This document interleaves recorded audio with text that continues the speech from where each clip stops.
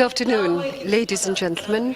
It is our pleasure to welcome you at the 14th ceremony of awarding the prize, International Energy Prize Global Energy. Allow me, please, to introduce to you a charming TV and radio anchor, journalist, and active public figure, Inga Yumasheva, a researcher, journalist, and editor, a true scientific popularizer, Ilya Kolmanovsky.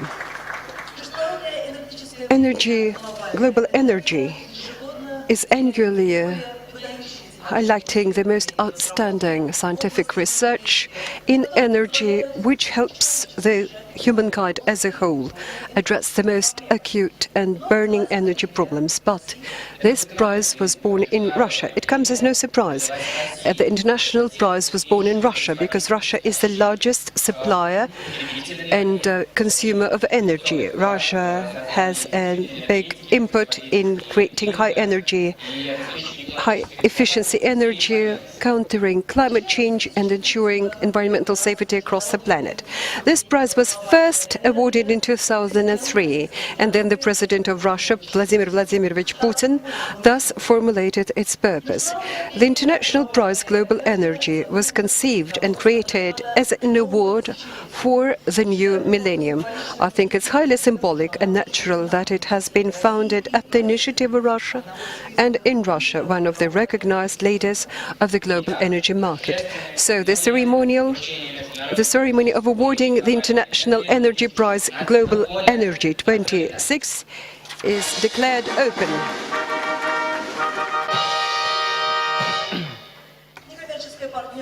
Non-for-profit partnership Global Energy, with the support of the largest energy companies of Russia, Gazprom, Surgutneftegaz, and federal grid company EUS, Russia Energy Systems, highlights and supports the most important projects, research, and takes a decision who of the leading researchers will be awarded this prize this year. That is so.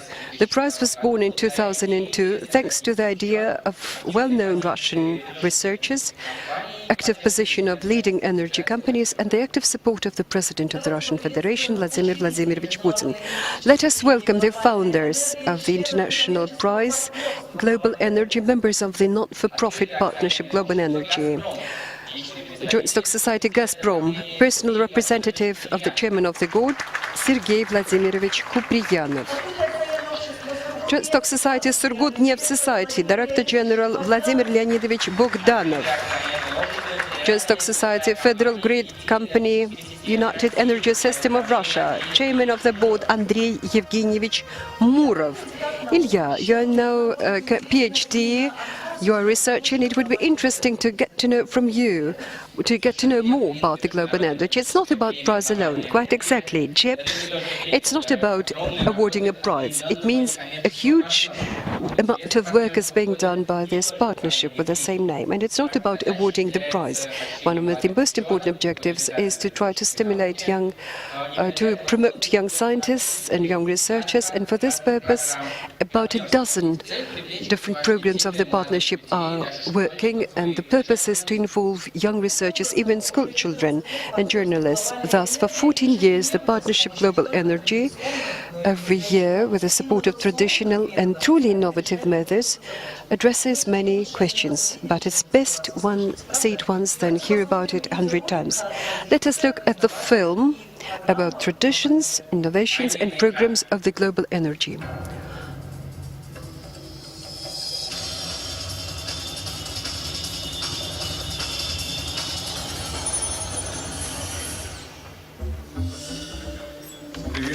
Gод.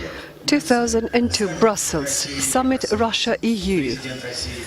Russia's President Vladimir Vladimirovich Putin officially announced that we are starting a prize Global Energy. Financial support was undertaken by the leading energy companies of the country.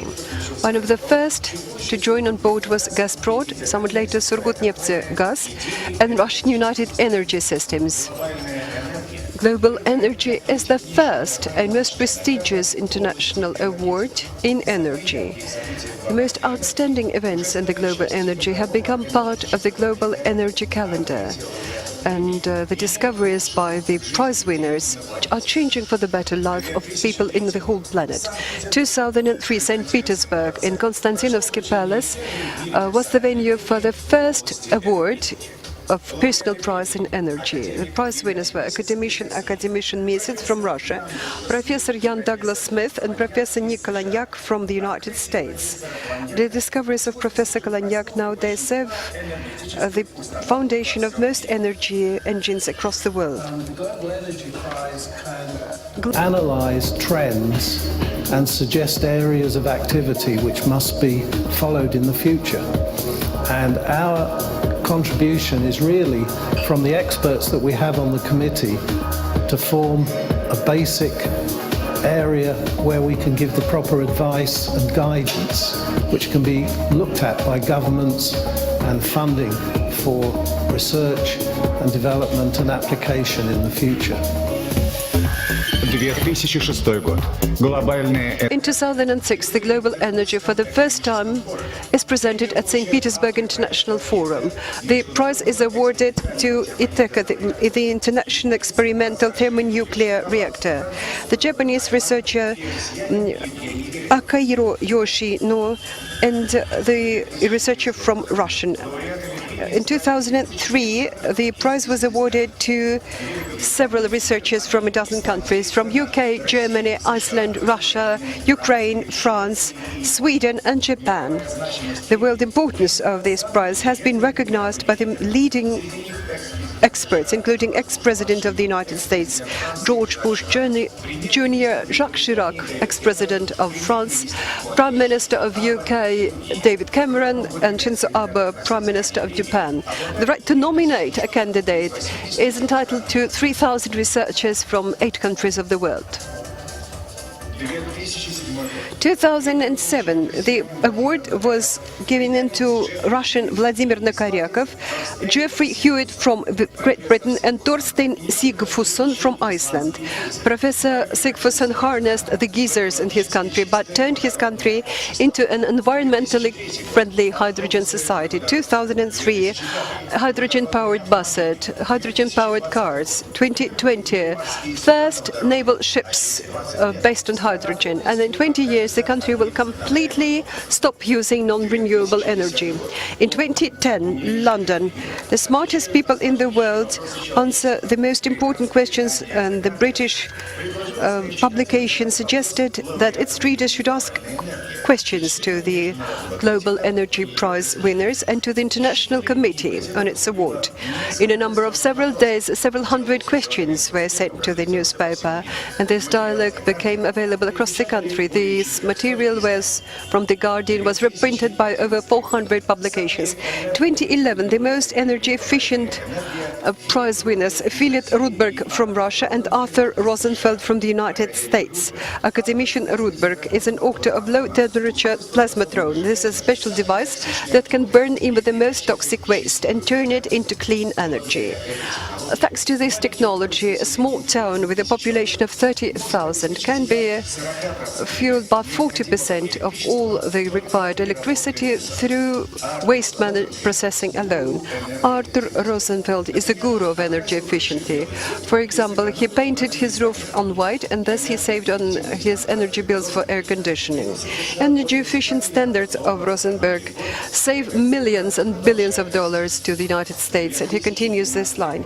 In 2012, the prize winners were Rodney John Allen, Valery Kostyuk, and Boris Katergin, created the best liquid-based engines, and they are successfully used in the American space program.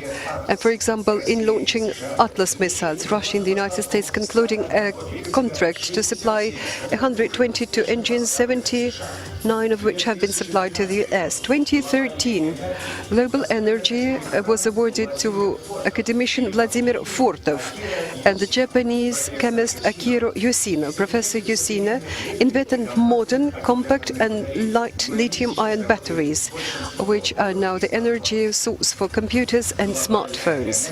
Global energy is not about a price alone.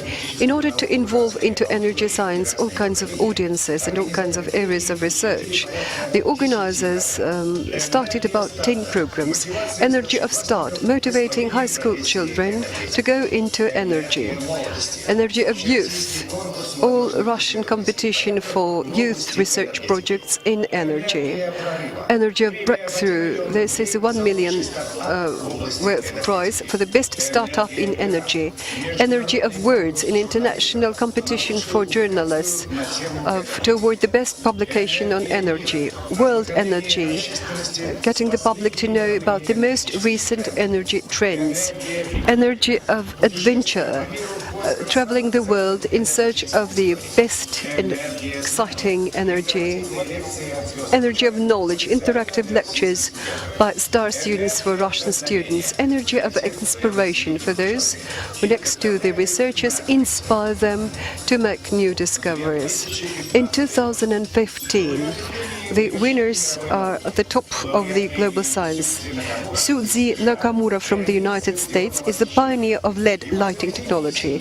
His inventions are blue LED that found a new way to find clean white light. In US alone, switching to LED saved 300 terawatt hours of electric energy and will cut the emissions of carbon dioxide by 210 million metric tons. Jayant Baliga is author of the gate bipolar transistor, which is one of the most important innovations in the control and distribution of energy. In the last 25 years, it helped save about 73,000 terawatt hours. In 2016, the voting by the members of the International Committee is over.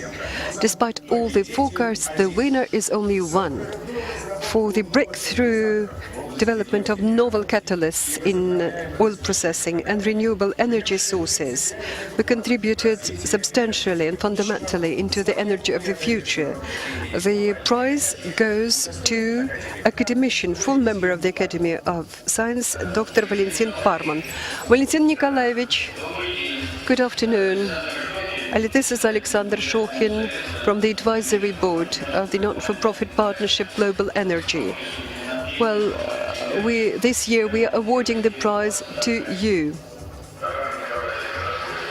Congratulations. Well, surely this is a true recognition of what I'm doing. Thank you very much for the revival of Russian energy.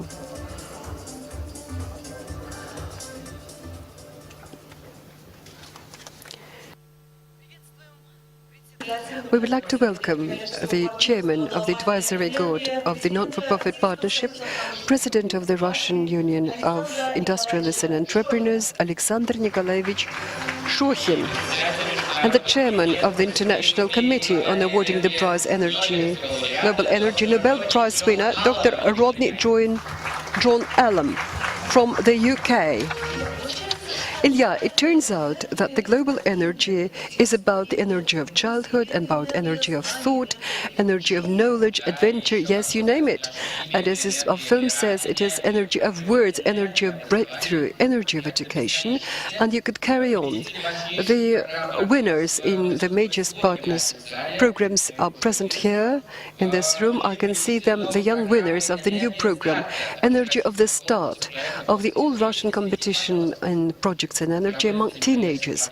It's carried out by the non-for-profit partnership together with the foundation Nadezhная Smena. And the purpose is to interest the high school goers and to involve the most promising of them to go into energy. At this organized championship to address the cases, this was attended over 200 students from several schools in Russia. And these 16 teams, they tried to solve special case that was developed for this year, Strategy of Development of Fuel and Energy Complex of Russia. That is the name. I find it hard to even pronounce this. I don't know how the kids addressed this and solved this case. Its conditions meant that they had to develop the energy strategy of Russia up till 2035. Well, with a round of applause, we would like to welcome the young winners of the Energy of Start, Batareyka, Lyceum 77 of Chelyabinsk. They are the school children who made their calculations, and they suggested to considerably increase the amount of energy through wind, sun, and geothermal energy. Did I put it right? Congratulate you on your victory. Carry on. We're working with the young generation of young researchers, young scientists. It's one of the main areas of this work for this non-for-profit partnership. These active young researchers and scientists are the future of the global energy. Yesterday, the prize winners in this annual Symposium of Global Energy delivered their presentations and reports on the work they did to seek for grants of the global energy. I listened to what they had to say. That was really exciting. Just think of it. About 200 young researchers in all the years that the program has been around were awarded 36 million rubles as grants for doing research. I suppose it's great. I suppose it's really great. Then the winners of the all-Russian competition of the youth research projects in energy of youth. A round of applause for the winners, young researchers. Ilya, for me, it came as a pleasant surprise that today this meeting is attended not only by Global Energy Prize winners, but also Nobel Prize winners. Quite the case, Ina. Indeed, we have Nobel Prize winners. There is a number of reasons. First, in the world, the press calls our prize Energy Nobel Prize, and at the same time, some of our prize winners are also Nobel Prize winners. And thirdly, allow me right now to give the floor and invite you all to attend the roundtable Planet Earth by 2033. To mark the 200th anniversary since the birth of Alfred Nobel. It will take place tonight at 5:15, and this will be attended by Nobel Prize winners who were invited by the not-for-profit partnership Global Energy and Roscongress. It means that the attendants can find out from the smartest people, most intelligent people in this planet, of what is awaiting us in 17 years' time. We just mentioned Nobel Prize winners and Global Prize winners and journalists who call this prize as Energy Nobel Prize. One of the programs is Energy of the Word. This highlights the key role of objective and professional coverage by the media of the energy problems. A welcome address and award for the winner in Energy of the Word in 2016. We invite here to the podium Chairman of the International Committee on Awarding Prize and Global Energy, Nobel Prize winner and Global Energy Prize winner Rodney John Allam from UK.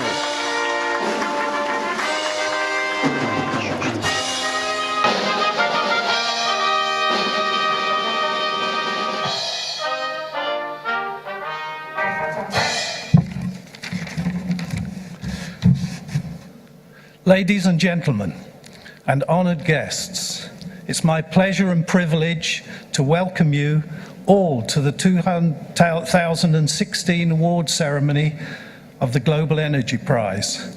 And I welcome you as Chairman of the Award Committee and our sponsors, Gazprom, Sur, Gudneftegas and the Federal Grid Company.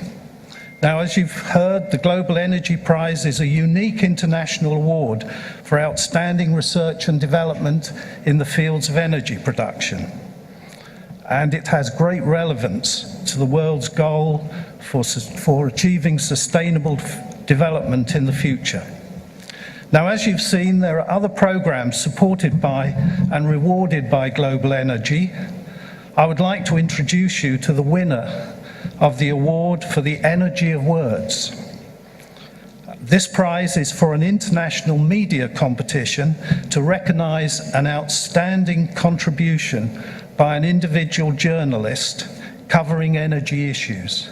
And the award is for an article entitled "The Gulf's Castles of Sand."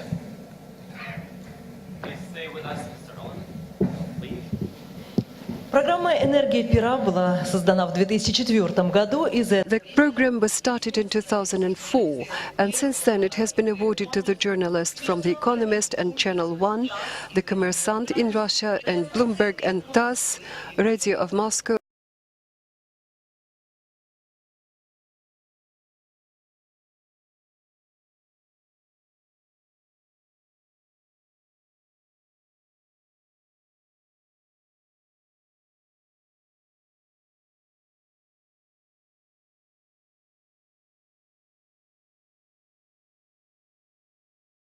and The Guardian. And this year, the winner of this is Robin Mills from the UK, who works for foreign policy as well as columnist of the National from the United Arab Emirates.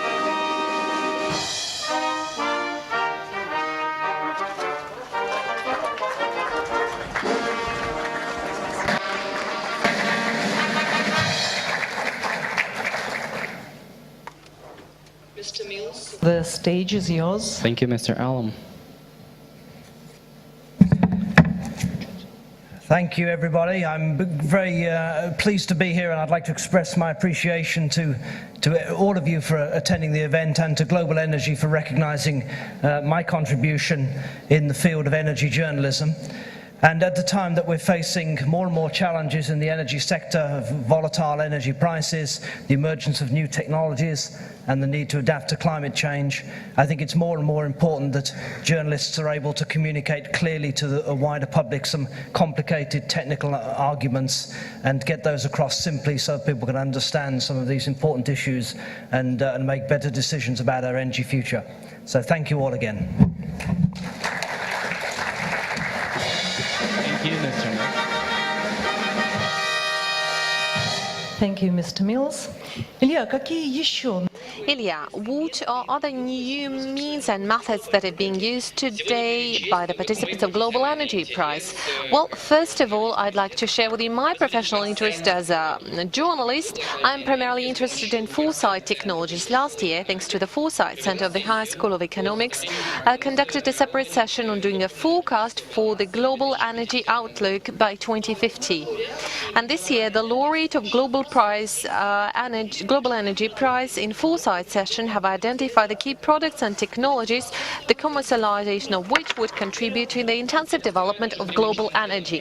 Well, we're getting used to conduction of foresight sessions that are based on the unique system and methods of expert assessment, and this system enables us to identify the areas of development of science and technology that are most important for global energy in the horizon up to 2040. Let us take a look on a short video that demonstrates the foresight process. Please pay attention to the screen.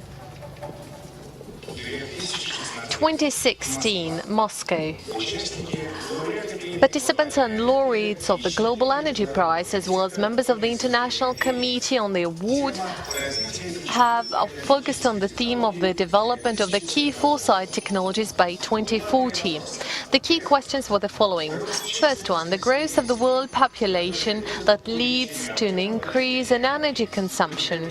In 2015, 1.2 billion people live in energy poverty, which means without access to electricity and heat. By 2030, this figure would increase by 6 times. Second, climate change and the consequences of that are already evident: droughts, floods, and other extreme weather conditions. The key problem is reduction of greenhouse gases. The purpose of Foresight session is to offer the scenarios for the development of this scenario and the best solutions to that. Today, foresight is a huge area of work represented by scientists. Basically, it is a sign on the methods of the forecasting. On the other hand, the huge practical activity being done by state agencies and leading companies, as well as scientific centers all around the globe. And this activity has been conducted for over 50 years. Its scale is constantly increasing, and the technology is getting increasingly sophisticated, but gaining more importance as a tool to explain the state policy. The proposed scenarios of the development are the following. The development of the distributed energy distribution from renewable sources. These sources include sun, water, and wind. The cost of these technologies would be decreased while the accessibility was increased. And movement toward accessibility and decrease of expenses. By 2050, we expect high economic efficiency of solar and wind energy. Experts also noted inexpensive and high-capacity batteries for electric vehicles, which will accelerate the displacement from the market of cars with conventional combustion engine by reducing the price of the battery up to $250 and kilowatts per hour. The prices of $60 per barrel of oil. Having a driverless electric vehicle would be cheaper than a standard petroleum vehicle. And therefore, the third promising technological direction, according to this price, is hydrogen energy in transport and fuel cells. The benefits of hydrogen cars are high efficiency, 40 to 60%, as compared to the standard internal combustion vehicles amounts to only 25%. And hydrogen car mileage is at least the internal combustion engine, 500 to 650 kilometers. Hydrogen cars are the most environmentally friendly, and raw materials for the production of hydrogen air are biomass and household waste. Another peculiarity of that kind of foresight research is that we can engage all the key stakeholders in the process of future designing, and those stakeholders should be representatives of government, business, science and education. We therefore cannot exclude business from this conversation. Definitely business and its competence are among the stakeholders, and they should be the key employer. On the other hand, we cannot exclude universities either, that are supposed to react to these demands and build their activities according to it, or the state, which is supposed to regulate this field and provide support for the development of educational system. This is very important to get a proper involvement of all the stakeholders.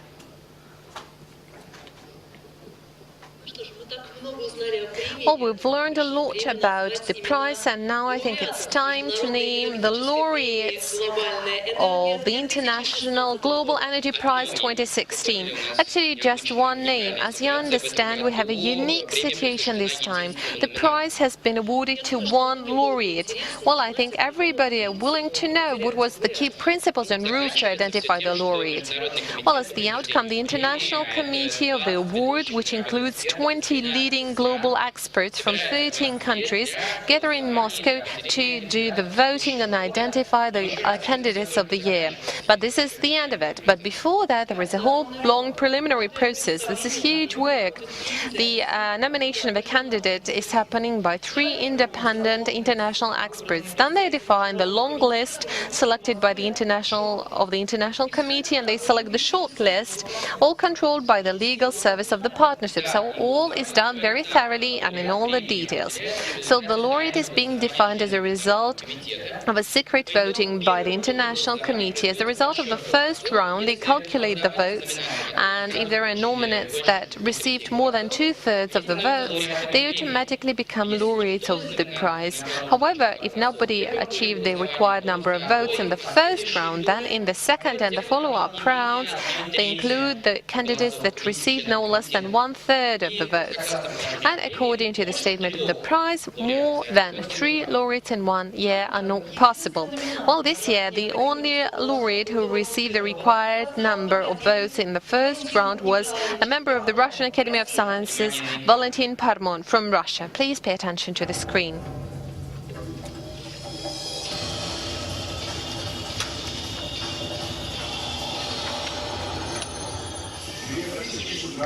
(2016) Moscow. Valentin Parmon was selected as a laureate of Global Energy Prize.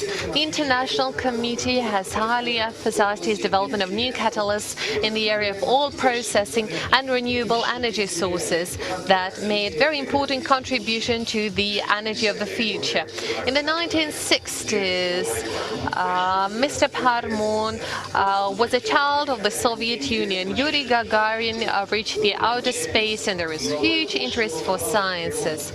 But he was most interested in bionics. The science focused on the differences between nature and science and launched the development of the young scientists.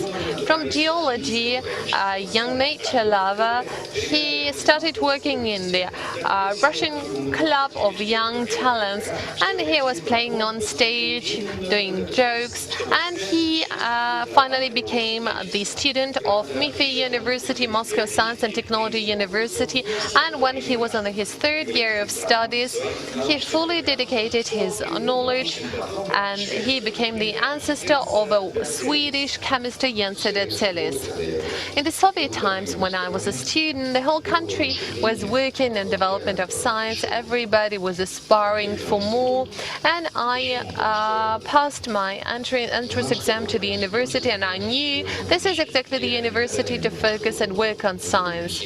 I never thought that I would become a chemist or work in Novosibirsk, and today in the world of science the name of Valentin Parmon stands for non-traditional catalysis processes. 3 key developments of Mr. Parmon just in 3 minutes. Valentin knows how to get oil without any waste. When working on oil development, there is a lot of associated gas accumulated. Up to 30 megawatts of associated gas is being burned because in this associated gas propane butane is there, and it is very hard to transport. That is why it is being burned or pumped back into the well. As for the losses due to the burn of associated gas, we assessed them. It is around 600 billion rubles per year, which does not mean that by means of this technology we can avoid this waste. It can be done. One should not be surprised because thanks to catalysts in Russia we produce a lot of products in chemical industry to the amount of more than 1 trillion rubles per year, and in the world it is more than $1 trillion US.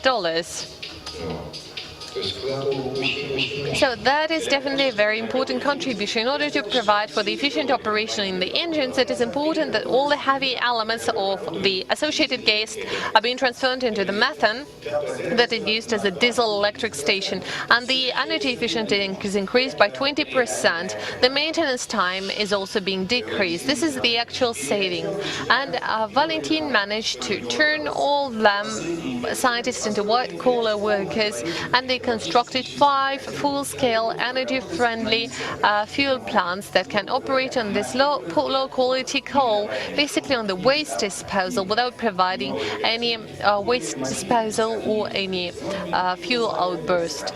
So, unlike to the traditional facilities, they can increase the efficiency up to 10 times, and the burning temperature can be adjusted to the weather condition, and a result of that kind of power plants result in 20 times savings of fuel, and in certain regimes they can be used for the processing of plant waste, for example from rice or oats. And there are millions of waste of the kind that can be used, and Valentin came with an idea to use these technologies to burn all this waste by generating energy and receive very useful materials that can be later used as absorbents for water treatment. Valentin also came with an idea to efficiently, directly accumulate different means of energy and different chemical energy types. For example, today, nuclear energy factories cannot change the mode of their work. The reactors work day to day in the same set mode, and the daily consumption of energy changes throughout the day. In the morning and in the evening, we consume more energy, while during nighttime, we consume less. The analytics done by Mr. Parmon and his team enable us to convert nuclear energy into chemical energy directly in the nuclear reactor, and further on preserve this energy for as long as we need it and later use it. From the viewpoint of fundamental science, we are in the area of search area. This is a focused search result, and Global Energy Prize provided us with an opportunity to focus on some specific aspects, namely on the ones who operate in this area, namely engineers. We never were focused on that before. Catalysis as a classification is actually a non-chemistry related science. It is chemical engineering. And Valentin Parmon is a Russian scientist. He's been through a very complicated way from a young technician up to a director of a research institution of catalysis in the Siberian department of the Russian Academy of Sciences. That is his success story. That is why the monetary part of the prize would be awarded to the assistance of young scientists and support of their development.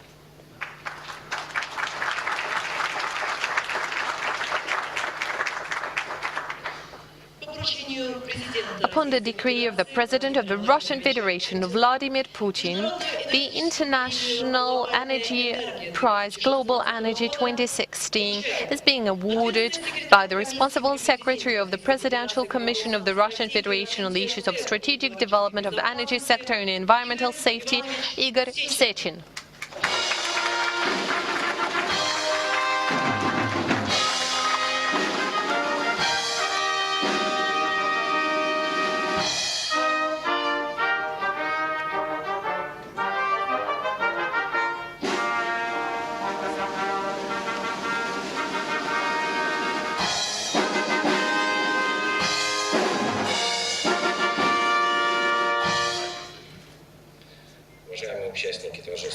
Dear participants of the awards ceremony for the Global Energy Prize 2016, dear Mr. Parmon, dear ladies and gentlemen, upon the decree of the President of the Russian Federation, Vladimir Putin, it is my honor to award the gold medal to the laureate of the Global Energy Prize, the outstanding scientist, member of the Russian Academy of Sciences, Valentin Parmon.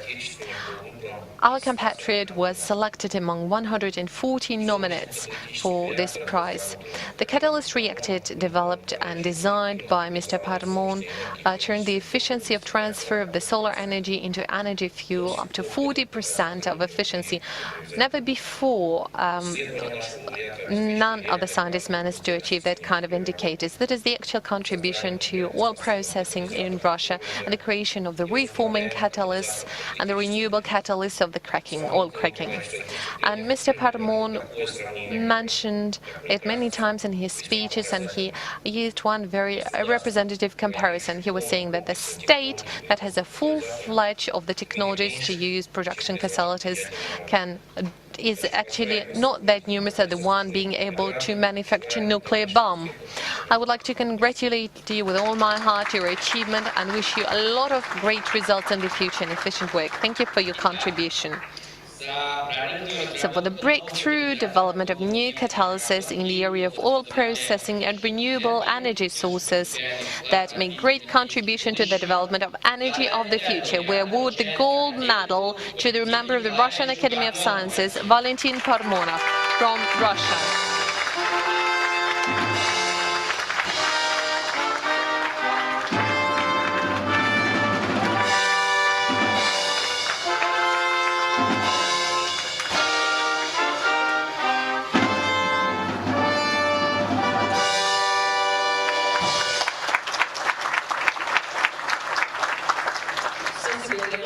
Thank you very much, Mr. Sechin. And I would like to give the floor to the laureate of the International Energy Prize Global Energy 2016, member of the Russian Academy of Sciences, Valentin Parmon.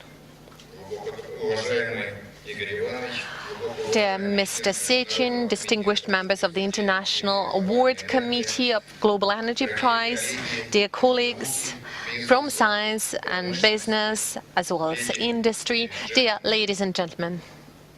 It is a huge honor for me to receive one of the most prestigious and acknowledged international prizes. More than that, this is basically the only prize that is being supported by supporting all kind of research and technology work.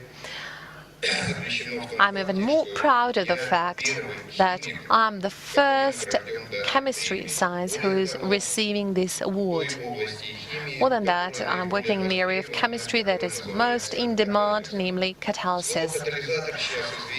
Word catalysis has been well known by many, it is being used in many industries, but not everybody understands that actually catalysis is a magic wand for chemists that enable us to achieve the right speed and pace of chemical reactions.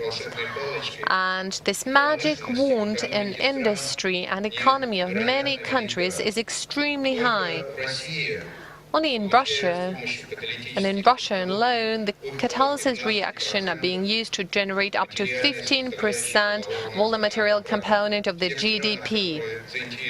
And all the countries interested in even deeper processing of these resources, let's say in the United States, their share amounts to 35% of GDP.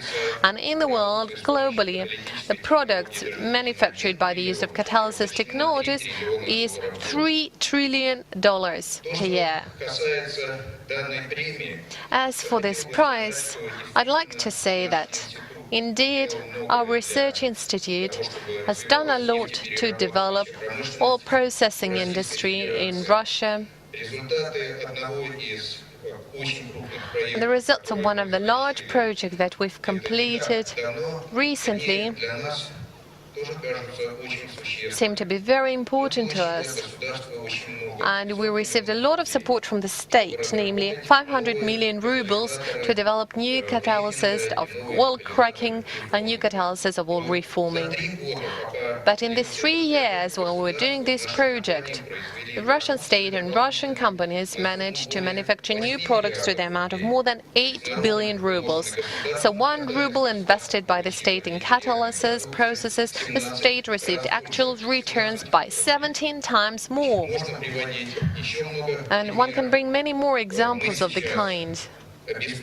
Today we're providing our country with new catalysts that enable us to generate diesel fuel according to the standard of Euro 5. We learned how to process it efficiently in certain specific situations, most complicated components of the associated oil gas. And one of the examples was demonstrated here in the video, and we do hope that it would be used very actively in the Russian industry in the nearest future. We're even more proud of the fact that the work conducted by my specific scientific research received high assessment and appraisal.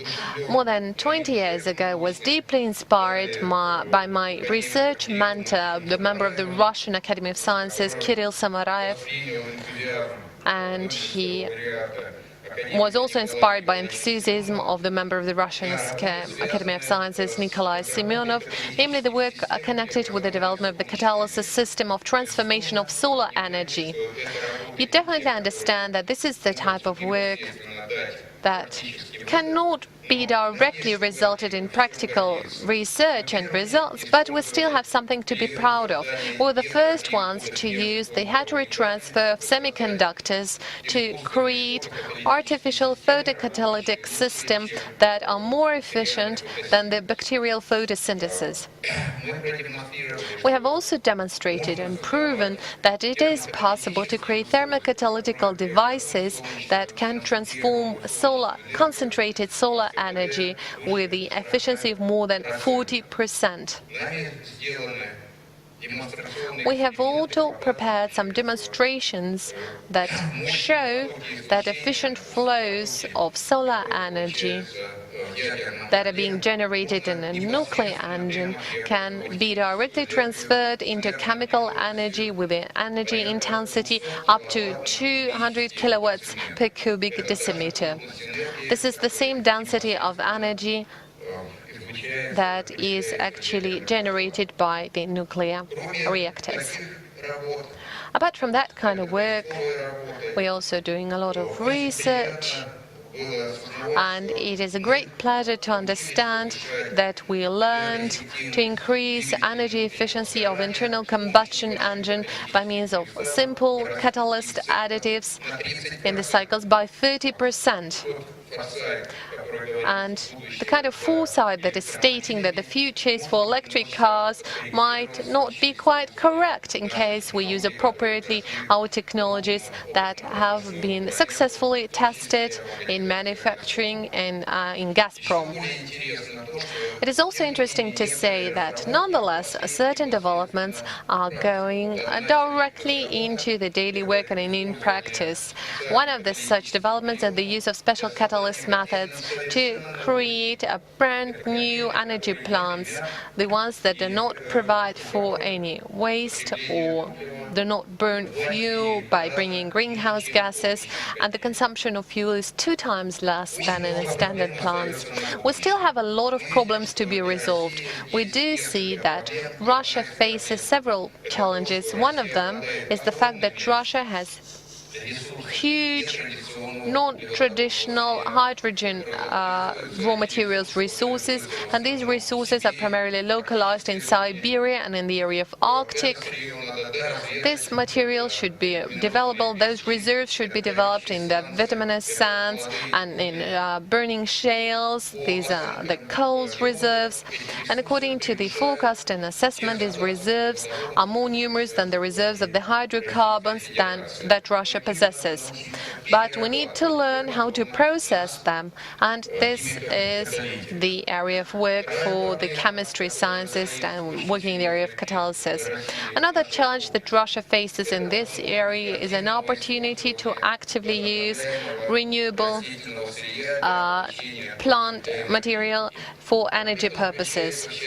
The problem is also focused on the fact that we are a little bit lagging behind in the development of technologies and adaptation of technologies that could be very important and could seriously impact our life. In Western Europe, right now they are developing the standards for aviation fuel of new generation that should compulsorily require the additive from the biofuel. We can do that too. However, if our industry will not be fast enough to adapt for that kind of technologies, we can possibly lose up to 8% of the market in oil products, and aviation diesel and kerosene would have to be transported in containers to the Western Europe. Once again, I would like to thank the International Award Committee for the high assessment of my work.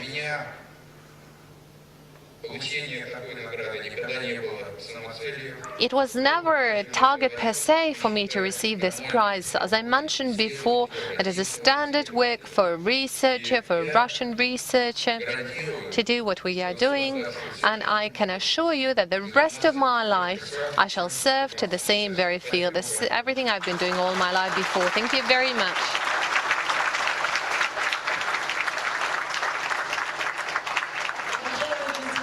Dear Mr. Paramanov, please stay with us. Your energy is contribution to the life and well-being of the whole humankind. Your experience, your wisdom and determination is a promise for success of the next generation of scientists and experts. I would like to thank you on behalf of the non-profit partnership Global Energy and everybody who participated in this ceremony. And let the Global Energy Prize develop and grow further and work for the benefit and the good of all the civilization by inspiring scientists to make new breakthroughs and find innovative solutions. Hereby, I would like to proclaim the 14th official award ceremony of the International Global Energy Prize 2016 closed.